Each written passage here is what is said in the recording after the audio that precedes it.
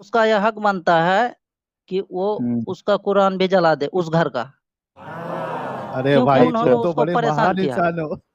इतना ईमानदार नहीं इंसान जो सारा ईमान कबूल देखिए, करने जा रहा है। मोहम्मद साहब ने एक नया संविधान लेके आया, यानी कि दीन लेके आया।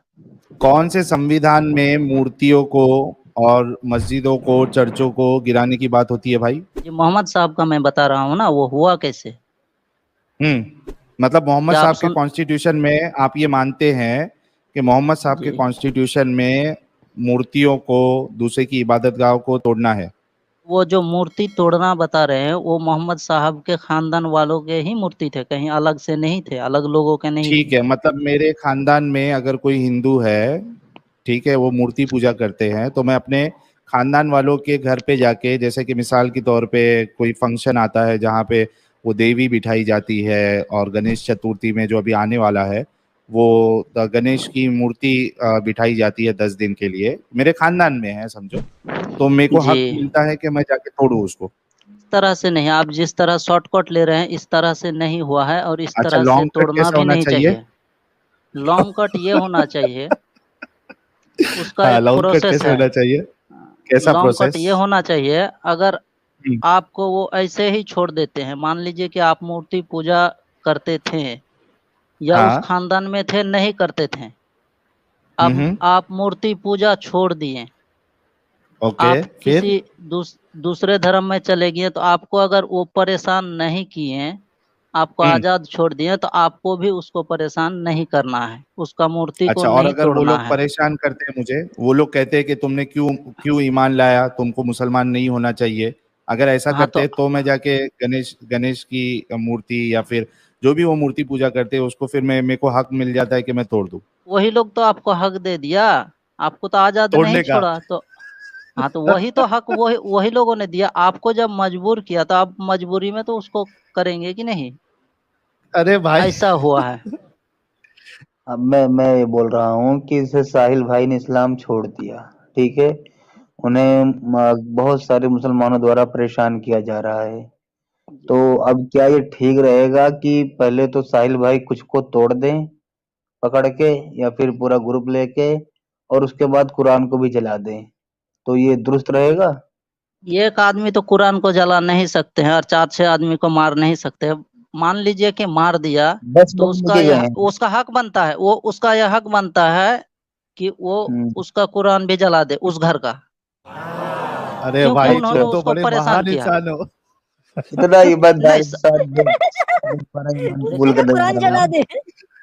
हाँ, ये तुम तो महान अगर इंसान हो। ये सबके लिए हक है ना, ये एकदम सही, सबका हक एकदम है। बड़े ईमानदार हुआ भाई आप, मैं आपकी तारीफ जिस करता हूँ। जिस तरह से आप ले रहे हैं कि मोहम्मद साहब ने तोड़ा, यार हंस क्यों रहे हो। नहीं, हंसने नहीं, हमको अपने आप ही आ रही है। हाँ तो हक बनता है, अगर आप लोग पावर में आते हैं, हाँ। मान लो कल को 1 साल 2 साल 100 साल, जैसे मोहम्मद साहब बाद में पावर में आए, एक संविधान लागू किया, उसका हाँ। एक जो है कि पूरा सारे जगह में वो कब्जा कर लिया, तो उसका ये हक बनता था ना कि अपना संविधान लागू करे, और जो पहले से संविधान चली आ रही थी उसको खत्म करे। तो आप लोग को भी हक बनता है कि आप लोग अपना नया संविधान लागू करें, और जो पीछे से चली आ रही उस संविधान को आप लोग खत्म कर दें। एमडी भाई देखो, मैं ऊपर वाले का बहुत शुक्रगुजार हूँ कि गलती से भी आपका कैमरा चालू नहीं हुआ है। नहीं तो क्या मैं होता। बहुत शुक्रगुजार ऊपर वाले का, हकीकत बता रहा हूँ, वरना आपकी जान के पीछे बाकी जी, ईमान वाले पड़ जाते। ईमान वाले। जी।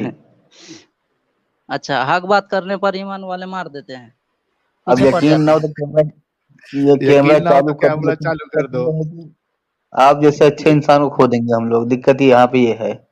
हाँ, हम नहीं चाहते कि आप कैमरा चालू करो, ये हम आपकी जान को जो है मुसीबत में नहीं डालना चाहते। हाँ। जी, तो जो मैंने बात की वो हक बात की ना। बात हक बहुत थी बहुत ना, हद। लेकिन देखो, ओशो ने कहा था कि ये जो समाज है ये सोए हुए लोगों का झुंड है, और सोए हुए लोग जागे हुए इंसान को बर्दाश्त नहीं करते।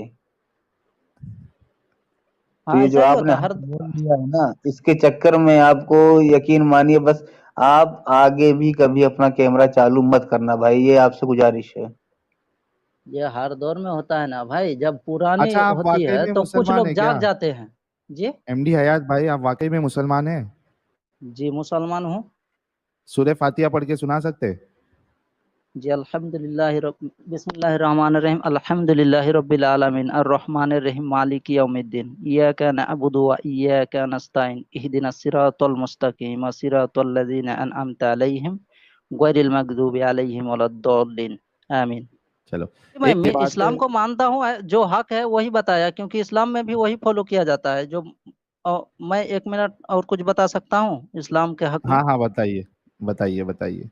इस्लाम के हक में देखिए नहीं बता रहे आप, इस्लाम के अगेंस्ट। जी, बताइए, हाँ आप हो बताइए। सकता है, ये होता है, ऐसा होता है, इस्लाम के हम्म हक में होता है, लेकिन लोगों को लगता है कि ये इस्लाम के हक में नहीं है, क्योंकि ये हम्म सच्चाई है, सच्चाई हमेशा कड़वा होती है। कुरान जलाने को भी इस्लाम के हक में बोल रहा है। जी कुरान को जलाने से क्या होता है? आप नहीं जानते हैं, हिस्ट्री नहीं पढ़े हैं क्या?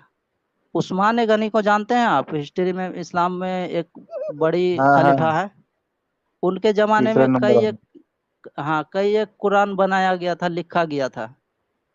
हम्म। उस जमाने में सबको जला के एक ही कुरान रखा गया, जो अभी हम लोग जो पढ़ते हैं जिस हिसाब से, उसको रखा गया, बाकी सबका तरतीब कुछ अलग था, तो उसको जला दिया गया। तो क्या उसको क्या करना था? बात तो आपकी सही है भाई, मैं सही में एकदम पॉइंट वाली बात जी बोल जी रहा हूँ। जी